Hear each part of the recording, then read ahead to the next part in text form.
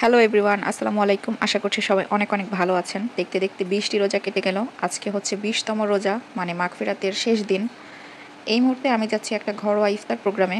কার কাছে বিষয়টা কেমন আমি জানি না, তবে আমার কাছে বাসার বাইরে ইফতার করা মানে হচ্ছে বাসায় কষ্ট করে ইফতার বানাতে হয় না। যাই হোক, কথা বলতে বলতে এখানে আমি রেডি হয়ে গিয়েছি। দেখা হবে ইফতার প্রোগ্রামে। আপাতত আল্লাহ হাফেজ।